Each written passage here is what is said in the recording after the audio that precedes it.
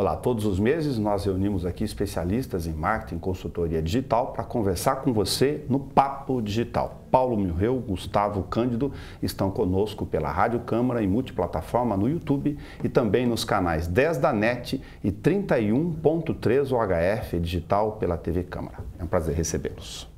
Prazer novamente. O nosso tema hoje é virtualização. Então vamos direto ao ponto, sem titubear do que estamos falando. Parece um conceito complicado, mas é simples. É quando eu deixo de ter, muitas vezes, a propriedade sobre algo e passo a ter o acesso. É quando eu não tenho a necessidade de ser o proprietário do meu próprio escritório e utilizo um espaço do meu home office. É quando eu não preciso ter um software instalado na minha máquina e eu posso ter esse software no chamado nuvem, online, eu não preciso toda hora. Então, desde o seu próprio, por exemplo, Gmail. Se você usa um Gmail, antigamente um Hotmail, você não tem ele instalado na sua máquina, ele está virtualizado para você. Ele só existe no momento que você utiliza. Quando você não utiliza, fechou o seu aplicativo, ele não existe mais. Mesma coisa quando a gente vai de um home office para um chamado coworking. Então, eu tenho um espaço onde eu alugo ele só no momento que eu preciso. Eu ia colocar um ingrediente de comportamento cultural aqui antes do nosso bate-papo. Como a gente veio do mundo analógico, sempre para lembrar aí mais da metade das pessoas, eu estou usando um termo bastante genérico que não tem menor percentual para esse mais da metade que eu acabei de citar. Eu estou me referindo às pessoas que gostam de coisas palpáveis, que estão na mão e que não conseguem se organizar, mesmo com os e-mails, quem dera com os cadernos e arquivos na mão, Gustavo. É uma transição, é um processo de transição. Na verdade, as pessoas já estão, o mundo já é mais virtualizado e essa virtualização ela já está presente no nosso dia a dia, mesmo que a gente não perceba. E ela vai se infiltrando de uma maneira bastante sorrateira, né? Principalmente através desse pequeno aparelho, através desses aplicativos. Então, por exemplo, para citar esse exemplo que você citou do papel. Então, por exemplo, o livro, né? Eu gosto de livro e tal. Tem gente que gosta do objeto livro, de ter o livro na estante, de ter o papel, de folhear, de poder riscar. Eu sou uma dessas pessoas. Ontem falava com a minha filha sobre isso, ela estava fazendo um trabalho de escola, ela tem o PDF do livro, mas a gente entrou no carro e ela falou assim, será que tem um livro na livraria? Porque eu prefiro papel para pegar ali, não sei o quê. Quer dizer, ela tem 14 anos. São processos culturais, mas é uma adaptação que a gente vai passando. E isso vai acontecendo, naturalmente vai se infiltrando, né? A partir do momento que você tem o banco, por exemplo, no aplicativo, e você tinha o hábito de ir até a agência para fazer um depósito, para pagar uma conta, mas o banco disponibiliza isso aqui, você pode escanear o seu código de barra da conta que você recebeu pelo correio, ou pode receber por e-mail essa conta, melhor ainda, não tem nenhum papel. Digitar um código ali, resolver o seu problema bancário no celular, quer dizer, o seu banco já está virtualizado e você deixa de ir à agência. Então isso vai entrando aos poucos na nossa vida, né? Agora, é claro que é uma adaptação e saindo um pouco dessa questão, mas não, hoje eu li que nos Estados Unidos a Amazon Go, para entrar um pouco no e-commerce ali, mas fala sobre comportamento. A gente fica maravilhado quando a gente ouve falar que a Amazon Go está sendo aquela loja que não tem atendentes, né? Você pode entrar, fazer as compras, só com o aplicativo você abre a porta, fecha, pega o produto, os sensores identificam que você pegou um produto e o valor do produto já é debitado na sua conta. Então a gente acha isso maravilhoso. Pois bem, a Amazon está expandindo essa rede nos Estados Unidos, já existem cidades que estão obrigando a Amazon a aceitar dinheiro no pagamento, porque ela diz que é elitista você permitir que a loja só aceite a compra pelo cartão de débito, por um processo virtual do telefone. Ou seja, a tecnologia está ali, ela está facilitando muita coisa, mas ainda existem pedaços, partes, né, da sociedade, aí representado por algum, no caso dessa cidade americana aí, algum poder público, diz, não, você pode fazer assim, mas você também tem que oferecer essa outra opção. Então, na verdade, é só uma questão de adaptação. Em breve, todo mundo vai ter isso, todo mundo vai utilizar. Mas ainda existem pequenas resistências, mas isso é uma questão realmente de cultura e a gente vai avançar para isso. Eu acessei aqui, enquanto você estava falando, um outro raciocínio, pensando sempre quem está do lado de lá, para fazer o contraponto, antes da gente entrar nos outros temas e uma série de exemplos que o Paulo nos sugeriu aqui, a questão da cultura adaptado ao processo de adaptação também de segurança cultural. A gente entrevistou aqui, só como exemplo, um grande executivo relacionado a milhares de processamentos de informações que ele já guarda na nuvem, porque fisicamente ele não consegue, em níveis gigantescos de milhares de teras, né? Para quem não domina essa linguagem de capacidade de armazenamento. No dia a dia das pessoas, eu me incluo entre aqueles que fica bastante apreensivo ainda. Puxa, eu vou guardar esse arquivo de música meu aqui, esse PDF desse livro só na nuvem? Então, essa é uma relação importante sobre a cultura, porque o meu filho já não tem esse problema. Então, na geração nova, para ele está acostumado que tudo já está virtualizado.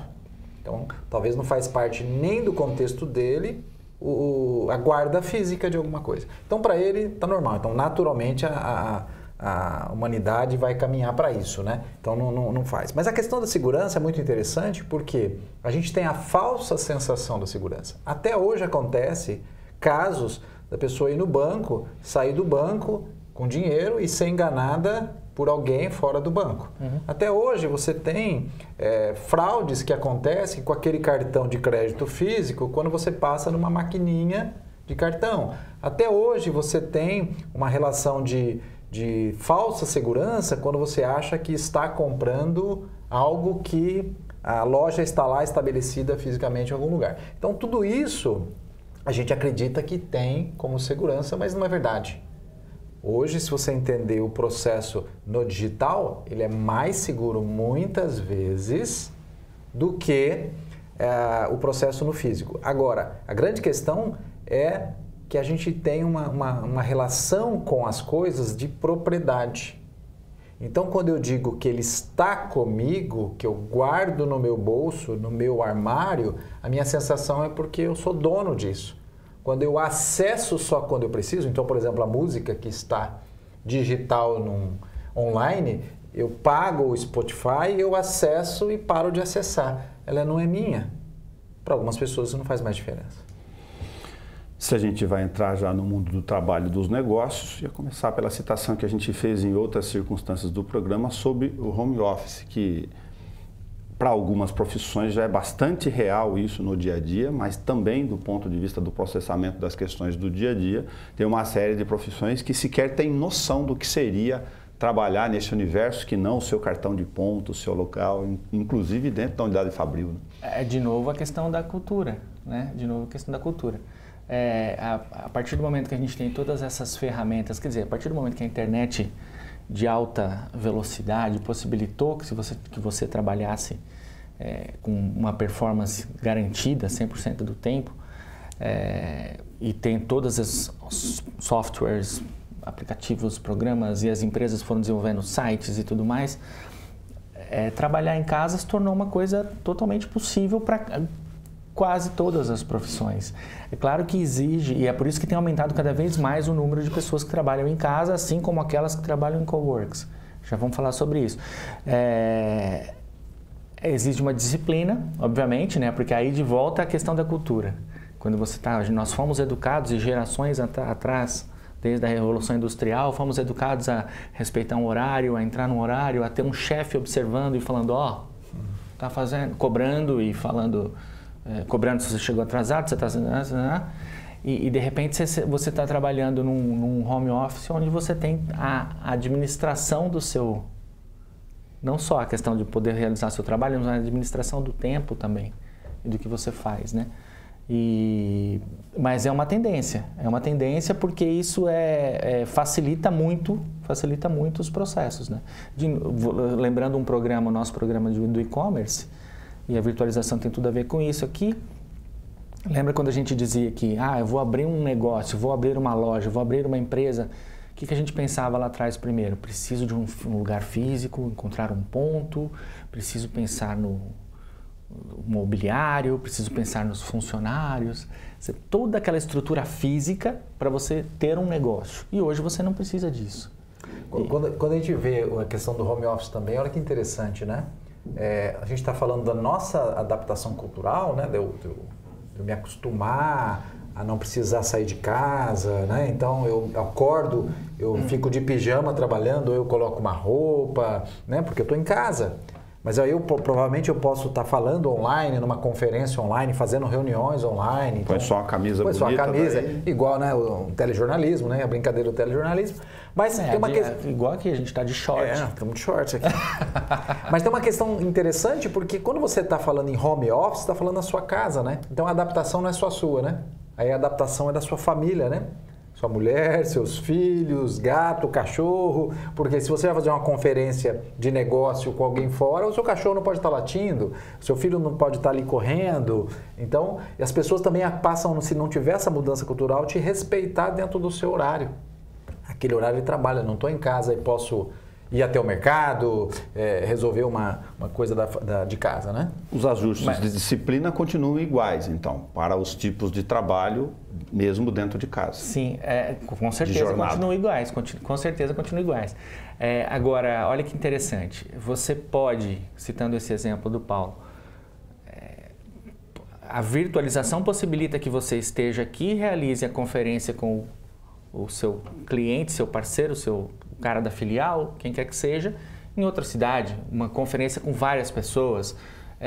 Então isso basicamente o mundo ficou disponível, né? E tudo que você precisa de uma internet de qualidade. Neste caso, para fazer um gancho, embora não seja o tema principal do nosso programa, para o usuário do dia a dia, ele pode estar se perguntando, porque ontem, inclusive, vou emprestar aqui o raciocínio da minha sogra, ela falou, olha, eu tenho uma série de coisas que eu posso fazer aqui em casa, o meu problema é eu ter a garantia de uma internet confiável que me dê velocidade e capacidade de processamento aqui em condições. Sim. Nós já temos esse serviço disponível nessa qualidade no Brasil?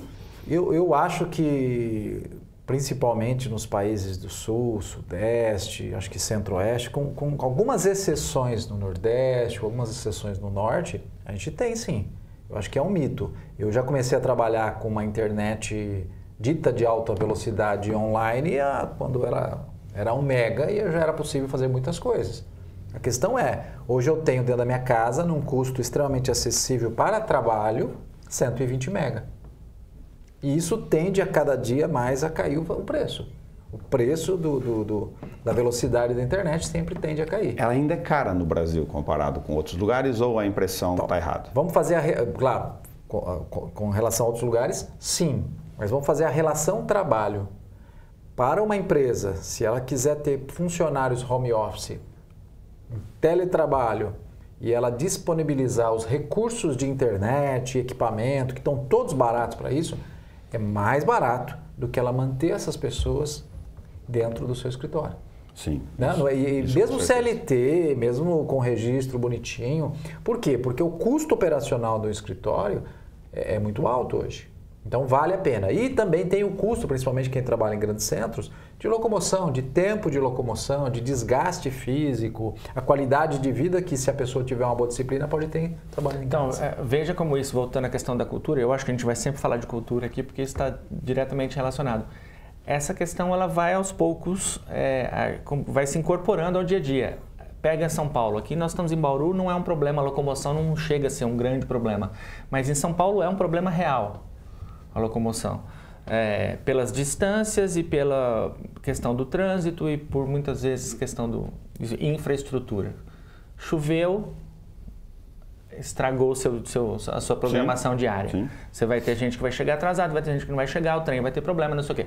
Quer dizer, a partir do momento que você tem estes funcionários trabalhando para você nas suas casas, ou mesmo em coworks, estão ali, outro ali, você não precisa ter esse deslocamento. Então, isso vai se resolvendo, e é por isso que está aumentando o número de coworks no Brasil, já entrando nisso, nessa questão, e com isso a cultura vai se moldando. Né? Já existem vagas que são abertas para funcionários trabalharem em casa. Vou inserir aqui, por minha conta e risco, a questão da ideia do home office corporativo. Vou citar o exemplo da central do Copom da Polícia Militar. Ao invés de ter vários Copons em todas as cidades, eles centralizaram em estado de São Paulo inteiro uma única central do ponto de vista de ligação. Se você pegar o custeio operacional aqui mesmo regionalizado, eles reduziram muito o custo físico. do ativo, inclusive, dos imóveis, da manutenção desses imóveis, sem contar as outras coisas. Mesmo em escala, quando é esse caso, você já tem uma adaptação natural da ideia original de cada lugar ter a salinha com a central de telefone para atender o 90 lá. E isso é possível ser aplicado em vários tipos de realidades, de empresas, de negócio, com certeza. Tá. Tem algumas empresas, para sair desse capítulo e passar para o coworking, que eu conversei com alguns, né, para poder ajudar aqui no raciocínio do varejo, do dia a dia, que eles falam, olha, eu ainda estou tendo dificuldade de adaptação porque a mentalidade da minha empresa ainda não se adaptou, eu sou um vendedor da alpargatas e de tênis, eu estou tendo que ir lá no físico porque ele quer que eu mantenha a visita, não que não tenha a visita esporádica, mas eu estou tendo um outro custo de serviços aqui em casa, então os sistemas de emissão de nota fiscal, de registro de compras, eu ainda estou fazendo os dois percursos, mas já em fase mesmo assim de adaptação. Sim. De novo, é questão cultural comportamental, né? A gente vai entender que o dono do negócio ainda pede para uma realidade que ele sempre conviveu. E o ser humano, né? O cérebro humano, ele quer o tempo todo, eu sempre falo, economizar energia. Eu não quero ter esse esforço. Eu não quero inovar. Inovar dá trabalho, inovar é risco. Eu quero me proteger. Então eu quero fazer do mesmo jeito porque é mais confortável. Você está dizendo que eu tenho que mudar porque é desconfortável. Quando que ele vai mudar? Quando ele realmente ter consciência que é muito melhor, e aí ele vai com a dor mesmo, ou quando ele tiver uma dor e não suporta mais, ou ele muda, ou ele muda. E o coworking?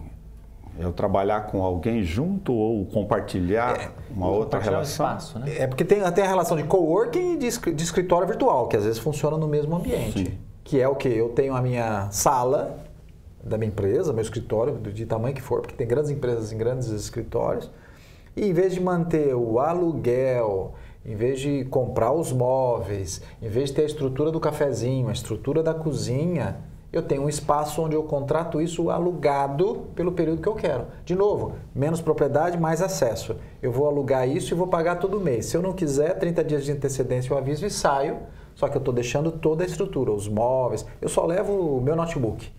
Porque o notebook já é hoje um equipamento virtualizado, não tem mais o desktop na mesa. Então, o escritório virtual nesse conceito de uma empresa maior já é extremamente funcional e é mais barato. Porque eu não preciso me preocupar com toda a limpeza, o cafezinho. Uma sala de reunião, uma sala de receber reunião. Uma pessoa, uma secretária que me atenda as ligações. Uma secretária, isso. Aliás, as reuniões de vários desses trabalhadores, eu já tive a oportunidade de mexer com alguns aqui, são nos cafés da cidade. Olha, nas padarias, nos bons espaços que estão aparecendo de ter o espaço para atrair o cliente para fazer esses encontros de negócios. O que você precisa? E não no seu escritório. De um espaço que você tem, um espaço confortável, com ar-condicionado, aqui em Bauru principalmente, café e Wi-Fi. Resolveu. Sim. Resolveu. Mesa, cadeira, talvez um armário. A gente entrou nisso quando falou de e-commerce lá. Eu vou utilizar a experiência que está em andamento aqui com a parte dela do Paulo, em relação à discussão sobre revitalização do calçadão. Nós conversamos aqui com o professor da Unesp, Adalberto Reto Júnior, e ele apresentou uma proposta lá, e uma das coisas que ele citou, ele falou, olha, eu não sei se a prefeitura que está falando em lei de zoneamento, que ainda não foi revisada, é lá do século passado mesmo, né?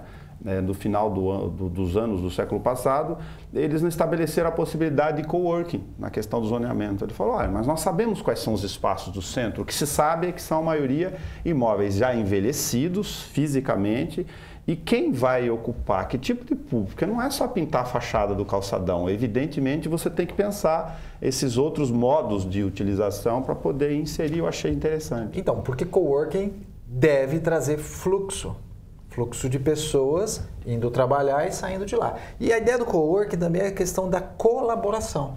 Legal. Então, eu, em vez de estar em casa sozinho trabalhando, eu estou no coworking, sozinho trabalhando, junto com outro sozinho trabalhando, que eu posso trocar ideias, tomar um café junto, bater um papo e descobrir oportunidades de negócio, de trabalho, de novos clientes juntos.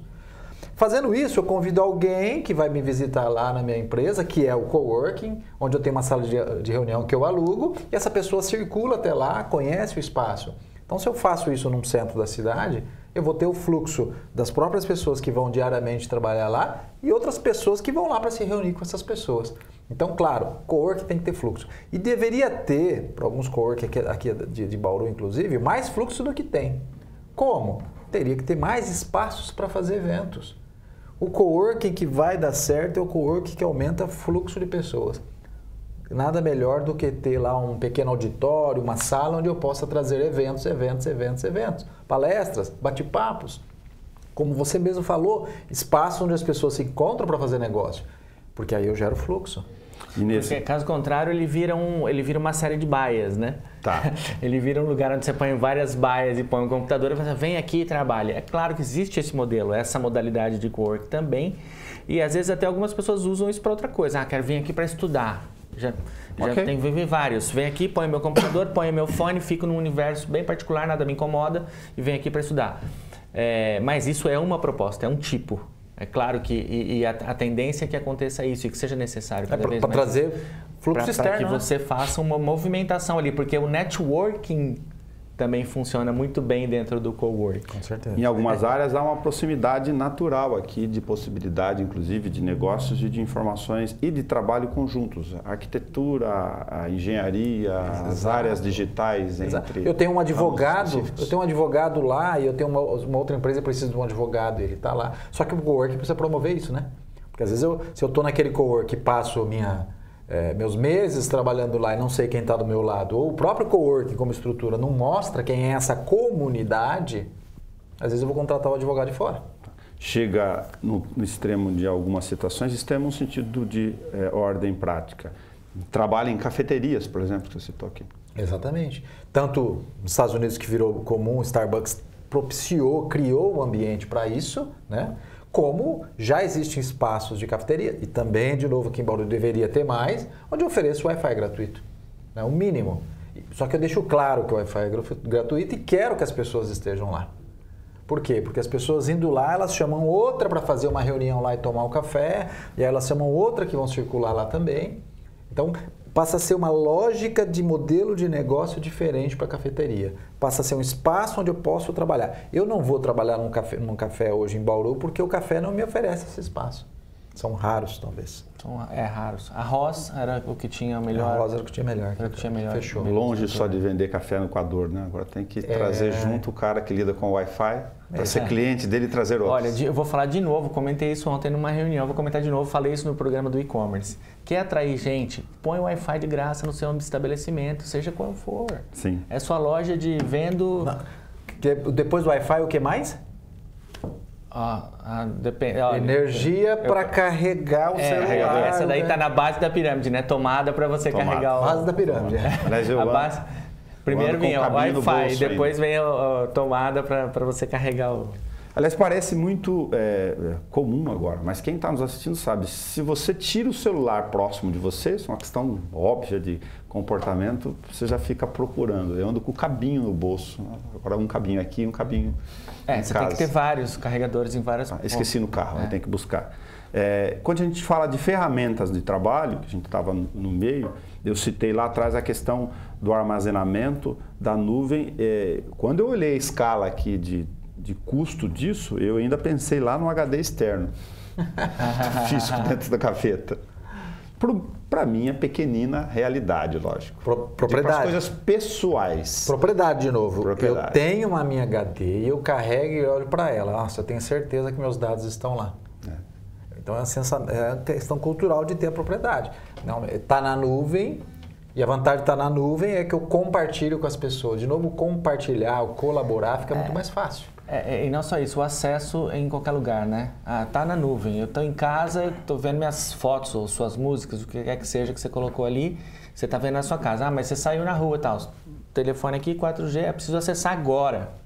Consegui acessar. Então você carrega com você todas essas coisas, ao mesmo tempo sem tê-las fisicamente. Você não precisa levar o seu HD no bolso. Aí o comentário do Paulo me levou ao outro. Quando você falou de compartilhar, eu pensei naqueles que culturalmente, de novo, se preocupam com isso por causa da questão da confidencialidade. Bom, mas isso aqui, esse álbum musical meu tem uma música nova aqui que vai estourar na próxima novela, eu não posso colocar nas nuvens. De novo, questão cultural. Ou na nuvem. Será que não vale a pena eu testar para saber se realmente vai estourar, porque as pessoas vão escutar, vão assistir, vão validar, vão testar e eu falo, nossa, realmente isso pode ser potencializado?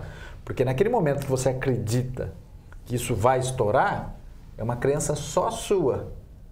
E você não está jogando para a nuvem e para as pessoas na nuvem também opinar sobre isso. Mas esse é um grande erro. Por outro lado, a gente compartimenta aqui aqueles negócios em que depende exclusivamente da estratégia de que ele não possa ser... Você está dizendo de segurança mesmo, né? De segurança. É um negócio estratégico, em alguns casos específicos não podem ser abertos. As empresas têm trabalhado para garantir essa segurança, para que isso não seja um problema. Então você pega a Amazon, por exemplo, servidores da Amazon, altamente confiáveis, quantidade de informação que tem ali trafegando o tempo todo, de grandes empresas, passando por... Quando a gente vê aquele mapa, não sei se você já chegou a ver um mapa do mundo, assim, que você vê por onde trafegam os dados, aí você vê que passa um monte de coisa por um monte de país, por um monte de lugar, e aí você fala, puxa, mas não existe a possibilidade disso ser hackeado e alguma coisa, a gente vê nos filmes e vê nas séries, né?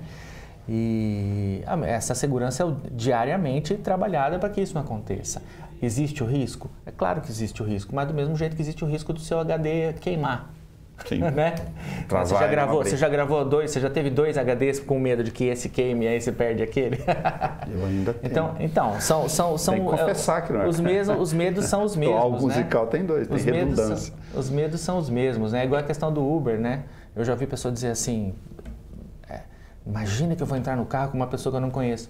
Pô, a vida inteira você entrou num táxi com uma pessoa que você não conhece, abria a porta do táxi, olhava pro motorista e falava, oi, eu tô indo para tal lugar. A vida inteira você entrou num carro com uma pessoa que você não conhece. E aí, de repente, o problema é o Uber. O Uber não é a virtualização do seu próprio carro? Eu acesso o Uber quando eu preciso, em vez de ter o carro na garagem, que fica muito tempo lá sem eu precisar dele, Sim. depreciando. E... No caso dos veículos, só para fazer o dado, já existe em escala, em alguns lugares de forma mais organizada, o compartilhamento do próprio veículo. Do próprio veículo. Por causa da questão de custo, enfim, é uma massa de recurso ali bastante considerável. Se colocar na ponta do lápis, você não vai ter, né, na garagem.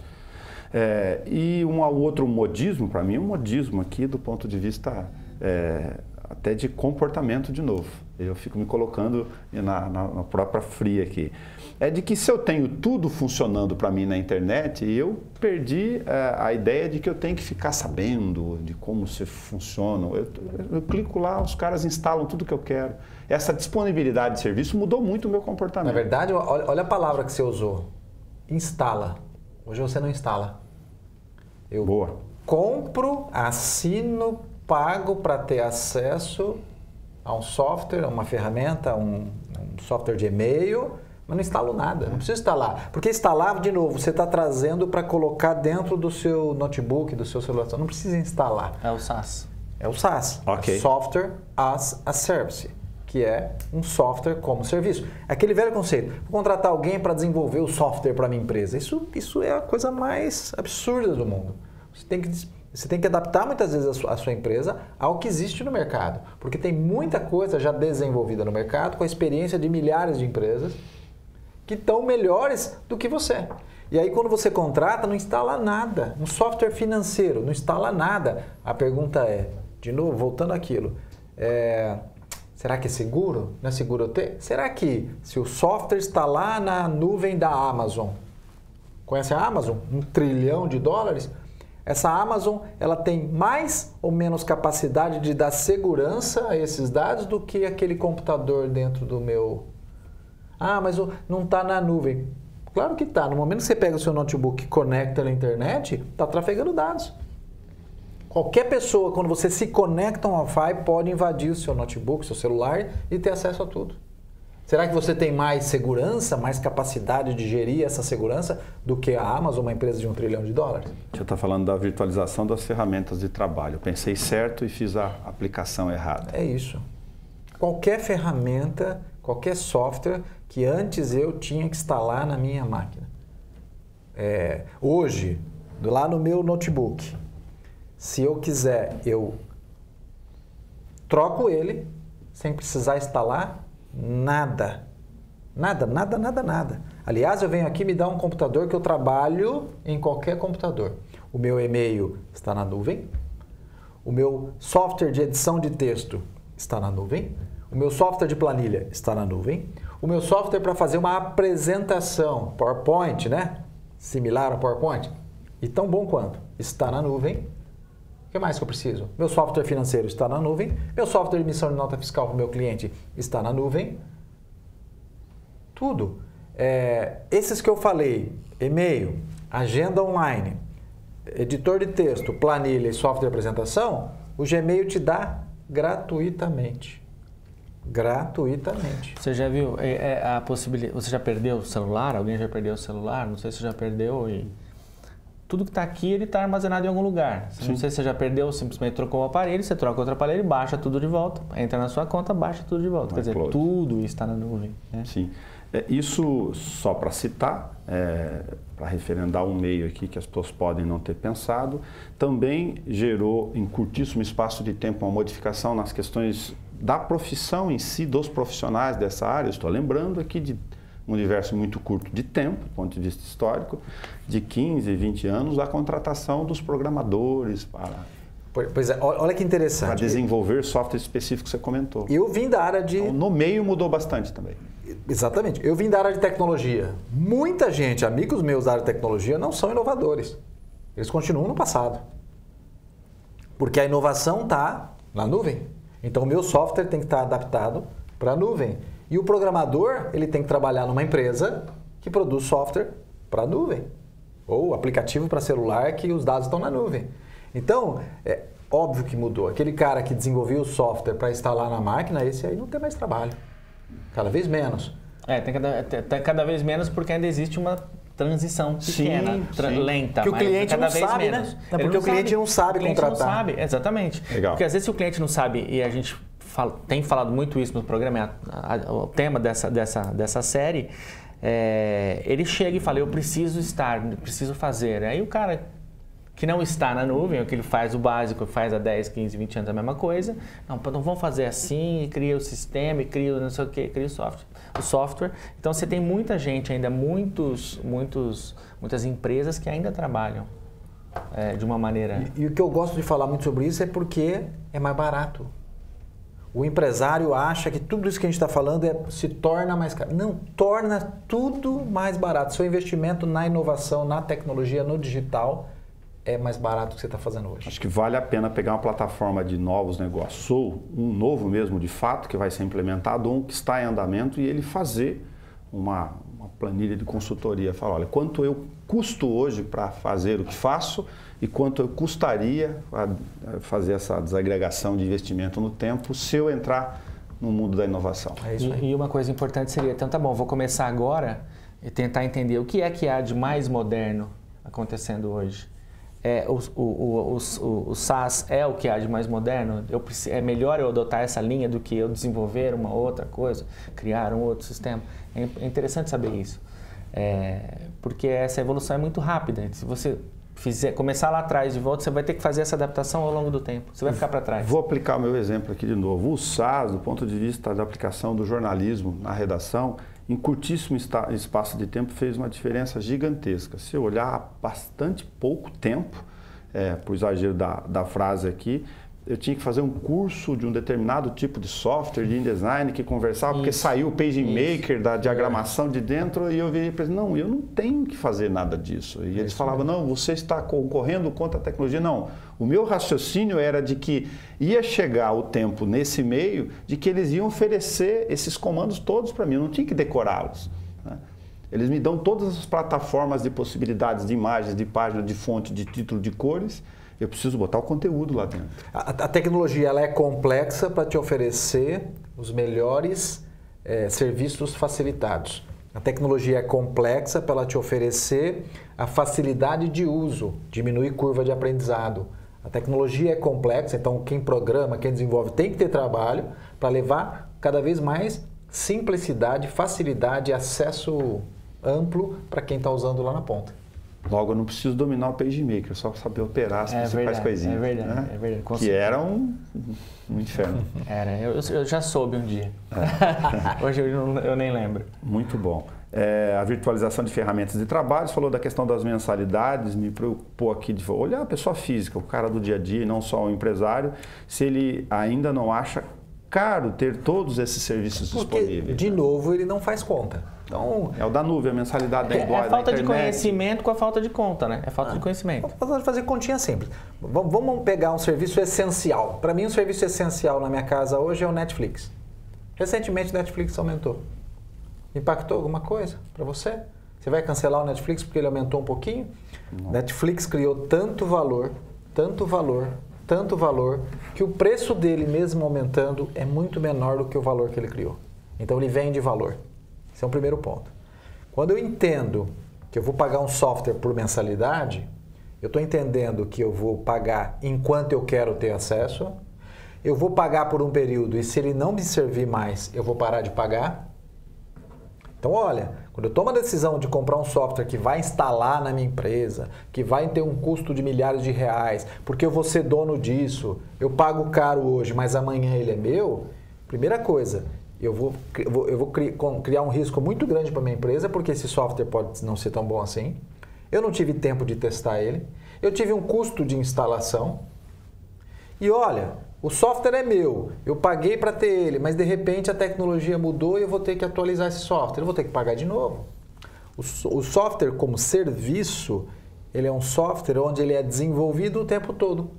Eu pago por mês e eu tenho novidades. Eu pago por mês, eu tenho novidades. Porque para a empresa, essa massa crítica de assinantes faz com que ele desenvolva e crie novidades para manter quem paga a mensalidade. O que é isso, né? Eu estou desenvolvendo, tenho novidades. Quando você não tem isso, comprei aquele programa, instalei, fiz e não sei o que, pois tá bom, você tem toda essa questão da propriedade e tal. Muitas vezes isso engessa a operação.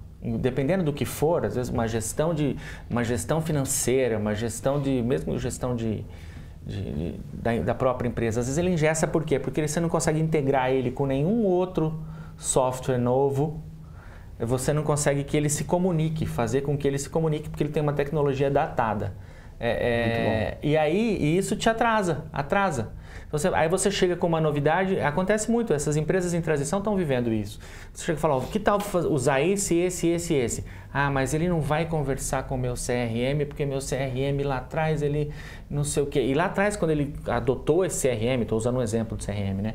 Ele pensou que ele estava fazendo um grande negócio, porque ele falou, nossa, eu vou comprar isso aqui, vai instalar aqui o meu RP, o meu SAP, o que quer que seja ali, né? Ele achou que ele estava fazendo um grande negócio, mas ali ele comprou um serviço que não se desenvolveu. E o SaaS, ao mesmo tempo, ele está se desenvolvendo o tempo todo, ele está buscando integrações o tempo todo. A integração é uma coisa fundamental nesse processo, né? Porque outras empresas também estão desenvolvendo outros sistemas e eles precisam conversar para que a coisa seja mais rápida e evolua.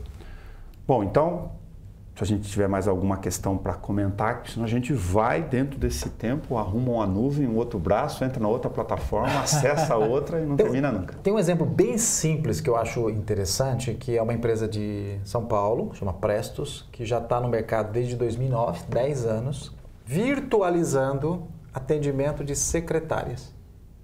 E ela faz isso para empresas, para clínicas, consultórios. Mas olha que interessante, como é que ela vende essa ideia? Se você tem uma pessoa trabalhando como secretária, e você tem uma pessoa que você tem um salário, tem 13º, tem um registro, mas ela pode ter problemas de saúde, ela pode faltar, você tem que dar férias para ela, ela tem que ser substituída, ela tem um problema de saúde, quem que vai atender o telefone? Eles vendem um serviço de secretárias virtualizadas. Através de um número de telefone, e a tecnologia permite eu ter um número em Bauru atendido por eles, com atendimentos simultâneos, onde uma secretária com uma linha só conseguiria atender uma, eu pego e mando a minha demanda para lá, e ele pode atender uma linha, 2 linhas, 3 linhas, porque ele tem uma equipe de secretárias atendendo um conjunto de clientes totalmente personalizado. E ele atende com o nome da minha empresa. E eu estou falando em valores de aproximadamente, uma última vez que eles passaram, de 400 a 500 reais por mês. Veja quanto eu estou substituindo. E o outro ponto importante disso é que alguns serviços agregados dele podem ter 0,800. Outro, ele pode entrar dentro do meu software e fazer minha agenda. E para clínica e consultório, ele pega o telefone e faz a confirmação do paciente. Então, olha só, 10 anos fazendo isso, já surgiram outras empresas que fazem a mesma coisa, e eles virtualizaram um tipo de serviço. Você entrou num tema agora que daria um outro programa, que é a virtualização do atendimento médico, que já é possível. Quer dizer, já existe, já está avançado em alguns pontos bem avançado, já é possível e você fazer um atendimento médico à distância, uma consulta à distância, uma verificação de exames e tudo mais, inclusive de um país, com um médico de um país atendendo pacientes em outro país ou coordenando cirurgias em outro país, já está a gente já está nesse grau. Muito legal. E olha a escala disso e como isso pode atender a população. Tem muitos serviços médicos de saúde que não precisam ser feitos por médicos. Poderiam ser feitos por biomédicos, paramédicos ou enfermeiros que fariam a triagem, fariam atendimento e o médico faria um outro tipo de serviço. E a tecnologia pode propiciar uma mudança nesse processo todo, virtualizando algumas coisas. Paulo Melreu, Gustavo Cândido, muito obrigado por nos ajudar aqui a aprender um pouco mais sobre o mundo da virtualização. Aprendi bastante de novo. Foi um prazer. Foi um prazer. Todos esses programas você assiste para você ver a hora que você quiser, inclusive no áudio, claro, e não só no vídeo, também no site da página da Câmara, mas no YouTube, no canal em vídeos. Aliás, toda a série do Papo Digital, com todos os programas, cada um com seus temas, estão lá on demand para você assistir a hora que você quiser. Afinal, a tecnologia também teve que lhe oferecer um produto para você mudar o teu comportamento de consumo de informação. É isso, inovação. Até o nosso próximo encontro.